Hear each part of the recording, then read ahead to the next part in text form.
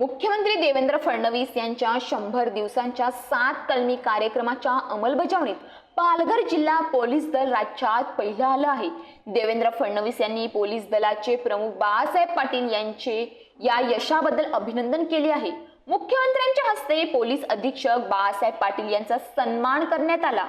पालघर जिल्हा पोलीस अधीक्षक म्हणून बाळासाहेब पाटील हजर झाल्यानंतर त्यांनी पालघर जिल्ह्यात विविध उपक्रम राबवले। या उपक्रमाची दखल थेट राज्य पातळीवर घेण्यात आली।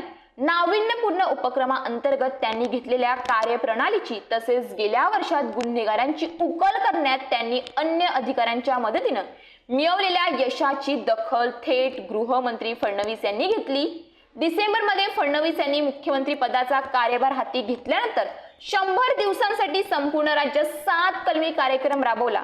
त्यात वेबसाईट, सुकर जीवनमान, स्वच्छता, तक्रार निवारण, कार्यालयीन सुविधा, आर्थिक आणि औद्योगिक गुंतवणूक प्रोत्साहन आणि क्षेत्रीय कार्यालयांना भेटी आदी विषयांवर भर देण्यात आला। पालघर जिल्हा पोलीस दलानं पोलीस प्रशासन लोकाभिमुख तसेच गतिमान करताना वेबसाईट अद्ययावत केली, ती युजर फ्रेंडली तयार केली आहे।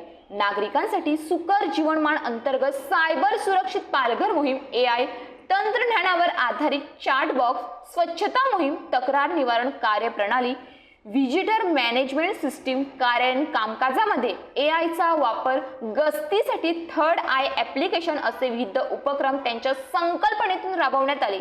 7 कलमी कार्यक्रमाअंतर्गत पहिल्या 50 दिवसांच्या अंमलबजावणीचा आढावा राज्यातील पोलीस दलानं घेतला। या अंमलबजावणीत प्रथम क्रमांक पटकावल्यानं पालघरचे पोलीस अधीक्षक बाळासाहेब पाटील यांना प्रमाणपत्र देऊन गौरवण्यात आलं। फडणवीस, उपमुख्यमंत्री एकनाथ शिंदे, अजित पवार यांच्या उपस्थितीत पाटील यांनी 7 कलमी कार्यक्रमाची अंमलबजावणी केल्याचं सादरीकरण करण्यात आलं। हा 7 कलमी कार्यक्रम पोलीस अधीक्षक बाळासाहेब पाटील, अप्पर पोलीस अधीक्षक विनायक नरले यांच्या संकल्पनेतून राबवण्यात आला असला तरी हा कार्यक्रम राबवण्यासाठी जिल्ह्यातील सर्व पोलीस अधिकारी, सर्व पोलीस ठाण्याचे निरीक्षक, ठाणे अंमलदार तसेच पोलीस अधीक्षक कार्यालयातील सर्व पोलीस अधिकारी आणि अंमलदारांनी विशेष परिश्रम घेतले। या परिश्रमाची चीज झाल्याची भावना बाळासाहेब पाटील यांनी व्यक्त केली। पालघर जिल्हा पोलीस दलानं 2024 या वर्षामध्ये अतिशय चांगली कामगिरी केली आहे। खुनाचा प्रयत्न, दरोड्याची तयारी, बलात्कार अशा प्रकारचे गंभीर स्वरूपाचे गुन्हे उघडकीस आणण्याचे पोलीस दलाचे प्रमाण 100% आहे। त्यामुळे पालघर पोलिसांवर शाबासकीची थाप पडत आहे। विधानसभेच्या निवडणुका तसेच लोकसभेच्या निवडणुका अतिशय शांतपणे हाताळण्यामध्ये पोलिसांची कामगिरी चांगली होती। याशिवाय निवडणुकीच्या काळात मोठ्या प्रमाणात विदेशी तसेच बनावट मद्याचे साठे, वाहतूक, तस्करी उघडकीस आणण्याचे प्रमाणही जास्त होते। 2024 मध्ये पालघर जिल्ह्यात खुनाचे 35 गुन्हे दाखल झाले। या सर्व गुन्ह्यांचा तपास पूर्ण झाला असून त्यातील 33 आरोपींना अटक करण्यात आली आहे। गुन्हे उघडकीस आणण्याचे हे प्रमाण 100% आहे।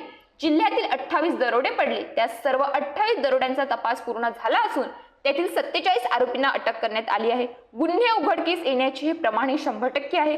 जिल्ह्यात 2024 मध्ये 157 घरफोड्या झाल्या होत्या, त्यातील 98 गुन्हे उघडकीस आले आहेत। 128 आरोपींना अटक करण्यात आली आहे। गुन्हे उघडकीस येण्याचे हे प्रमाण 63% आहेत। पालघर पोलिसांनी गुन्हे उघडकीस आणण्याच्या प्रमाणात चांगली कामगिरी केल्यानंतर आता एक वेगळ्या क्षेत्रात पाऊल टाकले आहे। देशभर सध्या सायबर गुन्ह्याचे प्रमाण वाढत असून या गुन्ह्यांबाबत जनजागृती करण्यासाठी पोलीस अधीक्षक बाळासाहेब पाटील यांनी सायबर गुन्हेमुक्त गाव मोहीम राबवण्याचा निर्णय घेतला आहे। सध्याच्या डिजिटल, मोबाईल, इंटरनेट आणि अन्य माध्यमांना वापर सामान्य नागरिकही करत आहेत। त्यात अनेक जण नेट बँकिंग, UPI, फोन पे, जीपे असे पर्याय बँक खात्यांसाठी वापरले आहेत। अनेक जण मोबाईलवरच पासवर्ड आणि अन्य बाबी ठेवतात, त्यावर सायबर चोरट्यांचे बारकाईने लक्ष असते। डिजिटल अरेस्टच्या माध्यमातून मोठ्या प्रमाणात लूट केली जाते। केंद्रीय अर्थ मंत्रालय, CBI, CID, प्राप्तिकरण खाते अशा संस्थांचा नावाचा वापर करून फसवणुकीचे प्रकार वाढले आहेत। सायबर गुन्हेगारांकडून होत असलेली फसवणूक हा एक प्रकारचा आर्थिक दहशतवाद आहे। या दहशतवादाला सामान्य नागरिक बळी पडू नयेत। या पार्श्वभूमीवर पालघर जिल्ह्यात सायबर साक्षरता निर्माण करण्यासाठी बाळासाहेब पाटील यांच्या संकल्पनेतून जनसंवाद अभियान राबवले जात आहे। या अभियानात सायबर गुन्हेमुक्त गाव हा उपक्रम राबवला जात आहे।